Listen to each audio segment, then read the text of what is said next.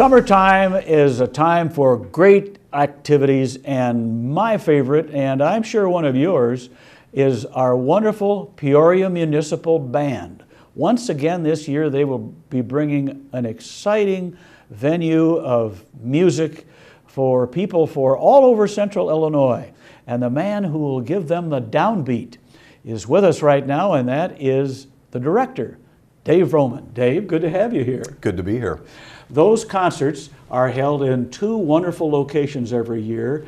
And what days of the week and where will we find our band? Absolutely. Sunday evenings, we are at beautiful Glen Oak Park, and that's been a traditional site for the band for many years. And with the oak trees and the lagoon and that setting, it's just absolutely terrific. So Sunday evenings at 7, Glen Oak Park. Wednesday nights downtown on Water Street, right near Kelleher's and WTVP and the post office. Both those venues are easily accessible, great parking, free parking, and concerts always begin at 7 p.m. And the ticket price is? Ticket price remains the same as in past years. It's free, John. Free. A great opportunity for a family to come out and enjoy an evening. Now at Glen Oak Park, let's talk a little bit more about that layout, because I think it's so wonderful. It's almost timeless.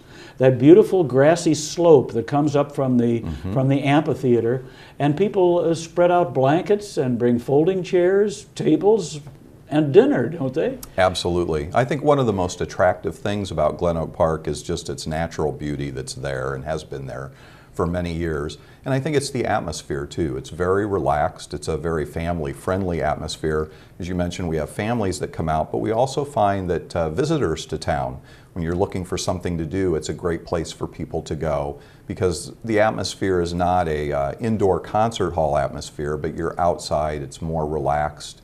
And whether or not you're laying back on a blanket and just listening to the music and looking at the stars, or whether or not you're sitting down in the park benches that are right down closer to where we perform, either way you're going to enjoy that evening. You don't have to bring anything up yourself, but you can bring whatever you'd like to. You can. Of course, the big lagoon is there right next door too.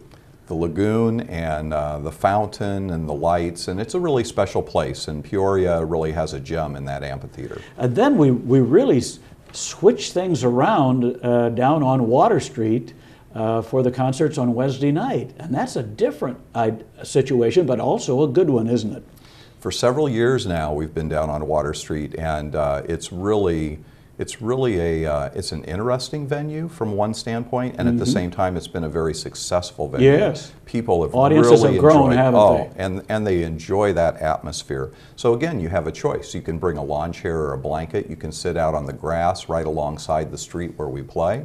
You can come inside the gates and sit at tables and chairs. You can order food if you want. There's a number of different opportunities for people that come down there. And it's just great to be a part of that riverfront and of that growing section down there on Water Street. Now let's talk about the band itself. Usually how many players will the band average during the season? Well, it's a set instrumentation of 50 members, and it's a concert band. So if you think about back in high school and college and that, our Air Force, Army bands, things like that, that's what it is. It's a band. And it's 50 members, but we also have a wide sub-list as well, because each of these members come to a rehearsal on a Monday evening and then, of course, present the two concerts during the week. And when they need to take a vacation, then there's a substitute member that rolls right into their chair and takes care of that for that week that they're gone. So the neatest thing about the Peoria area is just how many fine musicians are residing in this area and performing actively. And so we really are very fortunate in this area to have people of the caliber that are playing in the band. 50 players, that's a good sound. I can testify to that. And of course you have to audition to get in this band, don't you? We do. And so there are auditions held each spring. And those auditions then fill those regular positions in the band and also fill up our substitute list as well. And it extends beyond that even into our vocalists that we use, which is another traditional part of our band performances. some of the band members are generational, aren't they? They are, and some are family oriented just from the standpoint of it might be mom and dad and even a son or a daughter along the way. But we have people in the band that have played for as many as 30, 40 years, and we have young people who are just starting out too, will be in their first season, so it's quite a mix. The one thing that brings them all together is just their love of music and the fact that they work together just so well to be able to perform these concerts each week. Now, you just mentioned the word soloist, and there are many soloists that will be playing, singing, performing with the band this summer. Can you give us an idea of who they're going to be, what kind of music they're going to be giving us? Sure, and like most of our concerts, it features a wide mix. So everything from show tunes to classical music to more popular music that you might hear. But it's been a tradition of the band for many years to use vocal soloists, and so each week we feature a vocal soloist. They'll be with us on Wednesday and Sunday evening. And they're also auditioned, and there's quite a bit of activity there as well. Some of them are have been singing with the band for many years. So Rebecca Borland, for example, is a very familiar name to people in the area. Lyndon Christ has been singing for many years with the band. There'll be some new faces this year. Katie Burnham is a recent graduate from Bradley University. Erin Mole is another new young lady who will be singing with the band this year. So there's some familiarity there for people who have come to our concerts in the past, but there's also some other people that are coming along that will be entertaining as well. Now, I've heard rumors there may be an added attraction this year involving a horn that we normally have not seen with the band. Can you clue us in a little bit on this? We might say we're in contractual discussions with alpenhorns, and we may have a little feature that would feature that instrument as well, and so that could be a lot of fun. And that is another part of the band tradition, is we also, in addition to featuring vocal soloists, we also feature folks who are fine on their instruments. So the alpenhorn will fit in there somehow. And at the same time, some of our band members will move from being a section player to the front of the band and be saluted as soloists in the band as well. So we will feature sections, soloists, and then possibly the alpenhorn. I had no idea there was a local group that played alpine horns. I'm surprised they aren't substituting for the air raid sirens that we have in this city. So there will be actually several horns, if we get them, that would be playing. That's correct. Yep. They're an ensemble that's played in the area and very popular, so it's a lot of fun. I hope the trumpet section doesn't get too jealous. No, they're going to be okay.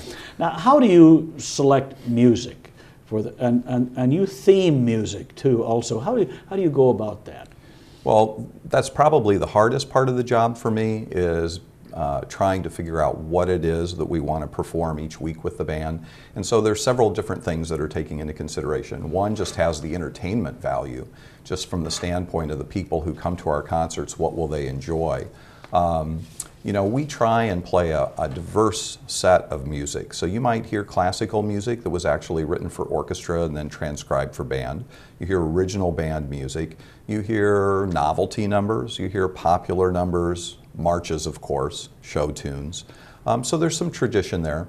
And using the idea of having themes has kind of helped to program some of those concerts for us. Yet, if the theme happens to be, let's say, a Disney-based theme, and you're going to hear that music, it doesn't mean every single piece will be that, but there'll just be maybe a little bit more of that kind of music that's included. So people cannot just choose their concerts just simply by themes, but they have to know that when they come, they're going to hear a diverse set of numbers.